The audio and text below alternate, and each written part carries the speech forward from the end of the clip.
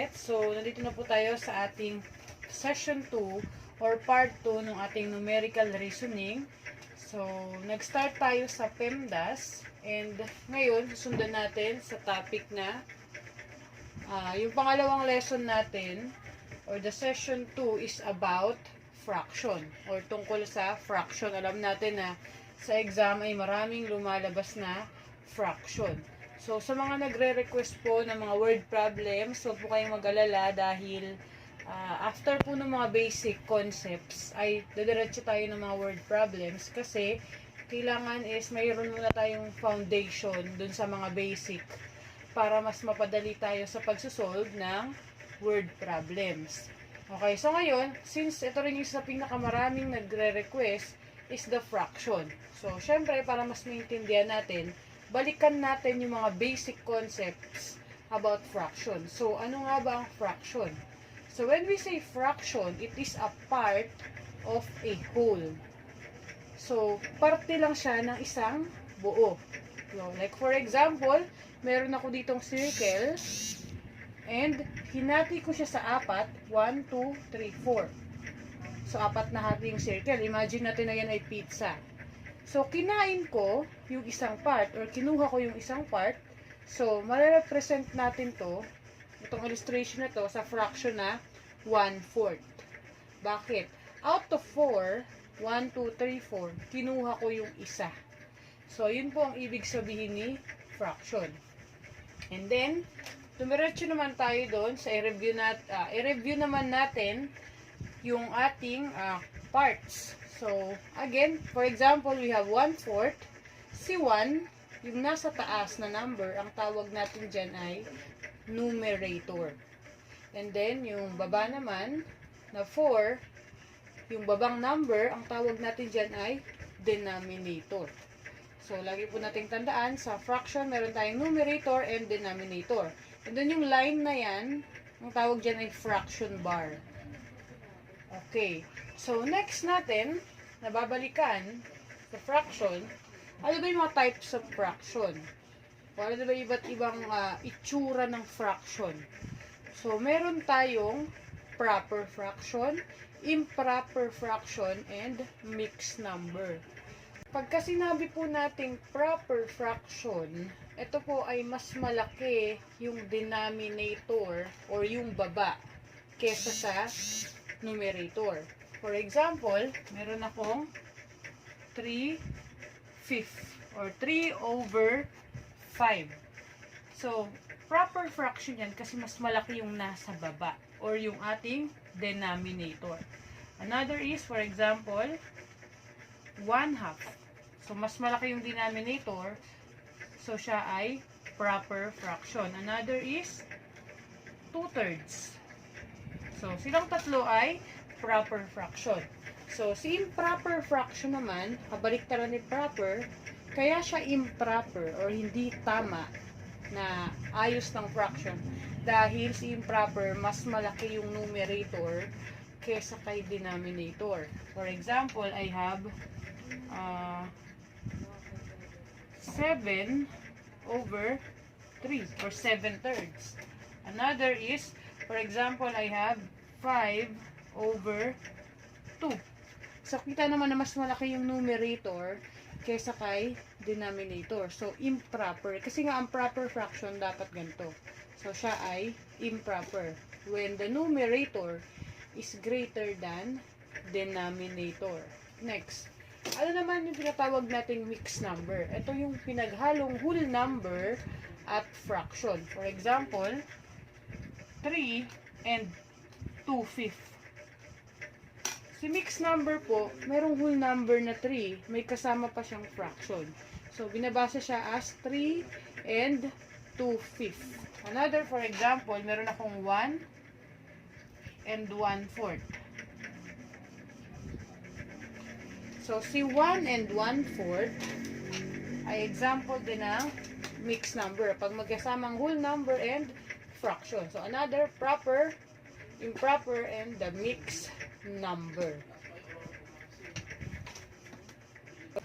So, next naman natin is yung changing improper to mixed number. And changing mixed number naman to improper. So, dito muna tayo. So, sabi dito, change improper to mixed number. Or yung pagbabago ng improper fraction to mixed number. So, for example, meron akong improper fraction na 8 over 3.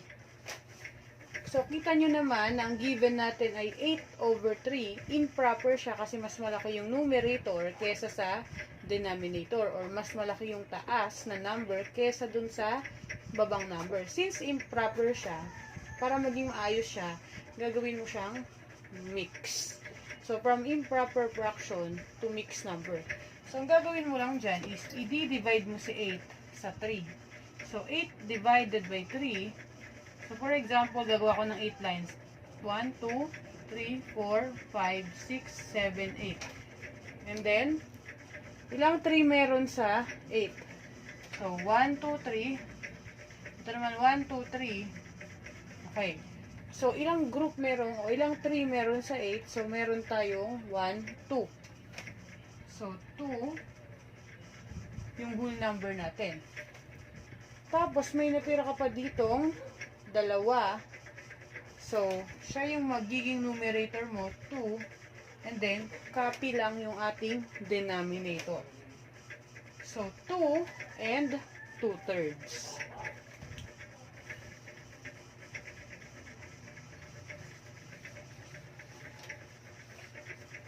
So, another example, we have 9 over 2. So, meron tayong improper fraction na 9 over 2. Gagawin ko siyang mixed number. So, yung may whole number, tapos merong fraction. Okay. So, from improper to mixed, si 9 over 2. So, ang unang gagawin is 9 divided by 2. Ilang 2 meron sa 9? 2, 4, 6, 8. So, may 4 na 2 sa 9. Kasi kapag ka 2, 4, 6, 8, 10, hindi pwedeng 5 kasi lalagpas na. Hanggang 9 ka lang. 2, 4, 6, 8.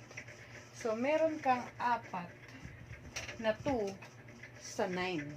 And of course, dahil 9 to, nung kinuha mo yung 4 na 2, meron ka pang natirang isa. Kasi 2, 4, 6, 8.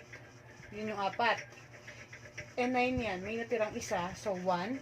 Siya yung magiging numerator mo. And then, copy lang si denominator. So, the answer is 4 and 1/2. Next is 22 over 5. So, you change natin into mixed number. 22 over 5. So, ilang 5 meron sa 22? 5, 10, 15, 20. Meron lang tayong 4 na 5 sa 22. 4. Nung kinawa mo yung 4 na 5, 20 lang yun, may sobra na 2. So, siya yung magiging numerator and then kokopyahin lang si denominator. So, the mixed number of 22 over 5 is 4 and 2/5. Okay, next naman natin is the change mixed number to improper or changing mixed number to improper. Ang given naman natin dito ay si mix. For example, I have 3 and 2/5. Gagawin naman natin siyang improper fraction. So, ang technique lang dito, multiply mo lang tong denominator dun sa whole number. 3 times 5 is 15. And then, you will add itong 2. So, 3 times 5, 15, plus 2 is 17. 17 over, kopya lang din si denominator. 17 over 5. Again, bakit naging 17? 5 times 3 is 15. Plus 2 is 17. And then, copy si denominator. In short, ang gagawin natin, 3 times 5, tapos, plus 2. 3 times 5, 15 plus 2, 17 over 5. Okay. Another example is, meron akong mixed number na 4 and 2/3. So, ang una kong gagawin is i-multiply ko si 4 and 3. 4 times 3 is 12 plus 2, 14. So, 14 over, copy lang sa denominator, 3. So, the answer is 14 over 3 kapag mixed number to improper fraction.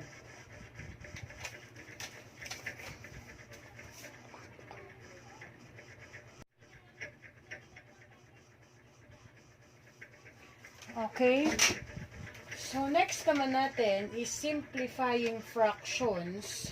When we say simplify, kukunin natin yung lowest term ng fraction. So, kapag ka lowest term, yung pinakamababang pwedeng itsura ng ating fraction.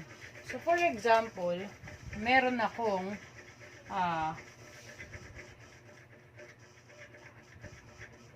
8 over 10. So, si 8 over 10 na fraction, pag sinimplify natin yan, meron pa yung mas mababang itsura. So, pansinin nyo yung given natin, si 8 saka si 10, pwede sila parehong ma-divide kay 2. So, kapag ka nagla-lowest term tayo, maghahanap lang kayo ng number na pwedeng makapag-divide doon sa dalawang number. Kung wala na, yun na yung lowest term niya. Pero, since 8 and 10, nadi-divide pa siya ng 2, so, i-divide natin pareho si 8 and 10 kay 2. So, 8 divided by 2, ganun din si 10 divided by 2. So, 8 divided by 2 is 4. 10 divided by 2 ay 5. So, ngayon, the lowest term of 8 over 10 is 4 over 5. So, for example, meron ako 10 over 15. Find the lowest term. So, the lowest term of 10 over 15, again, mag-iisip ka ng number na pwedeng ma-divide sila or the highest number na pwedeng ma-divide, si 10 and 15. So, kita nyo naman na si 10 and 15 parehong nadi-divide ng 5. So, ngayon, i-divide natin si 10 by 5, ganun din si 15. So, 10 divided by 5 is 2 over 15 divided by 5 ay 3. So, the lowest term is 2/3. So, for example, I have 20 over 24. So, find the lowest term of 20 and 24. Pwede naman na, for example, naisip mo muna na si 20 and 24 ay nadi-divide naman kay 2. So, pwede namang i-divide mo siya kay 2. So, 20 divided by 2 is 10. 24 divided by 2 is 12. So, 10 over 12, and nakita mo na si 10 at si 12 ay pwede pa rin ma-divide ulit kay 2. So, hindi pa yun yung final answer. Di-divide mo pa ulit sila pareho by 2. 10 divided by 2 is 5, and 12 divided by 2 is 6. So, since wala na makapag-divide kay 5 over 6 na number, si 5 over 6 na yung ating final answer. Kasi ang makakapag-divide na lang kay 5 and 6 ay 1. So, kapag ka 1 na lang yung common divisor nila, yun na yung ating final answer. So, pinakita ko lang to kasi pwede naman na gawin nyo, mag-divide muna kayo sa 2, tapos pag nakita nyo yung sagot nyo, mag-divide ulit sa 2, divide nyo ulit, tapos hanggang makuha nyo yung final answer. Pwede namang pakunti-kunti yung ating paglo-lowest term. Pero pag sa exam, I encourage na dapat alamin nyo na yung greatest common factor or yung malaking number na makapag-divide. Like for example, yung given nga natin ay 20 over 24, dapat alam mo na makakapag-divide sa kanya na malaking number is 4. So, pwede ka nang dumiretso sa 4. 20 divided by 4 ay 5 over 24 divided by 4 ay 6. So, pareho lang naman silang dalawa. Dito kasi, nag-divide ka muna sa 2, tapos sa 2 ulit. Pero dito, dapat ganito yung gagawin nyo na naisip nyo agad na 4. Hindi na kayo dun pa sa 2. 5 over 6. Since pag-exam, dapat mas maging mabilis tayo sa time. So, next naman, what if ang given natin ay 8 over 8? So, paano kung ganyan ang fraction? So, the lowest term is, since 8 divided by 8, 1. So, kapag ang given natin ay magkapareho, si numerator and denominator, automatically the answer is 1. Another is, for example, meron naman akong 4 over 2. So, si 4 over 2 is, kung pwede namang ma-divide si 4 ng denominator, so 4 divided by 2 is 2. Pwedeng ganyan. Bakit? So, sabihin natin si 4 over 2, madidivide siya ng, pareho silang madidivide ng 2. So, 4 divided by 2 ay 2, and 2 divided by 2 ay 1. So, automatically, ang final answer ay 2 kasi invisible na yung 1 na denominator sa baba. Pag 2 over 1, automatically the answer is 2. So, pwede mo namang i-shortcut na. 4 over 2, ang ibig sabihin niyan, 4 divided by 2 equals 2. And thank you so much po for watching. And wait for the operations of fraction.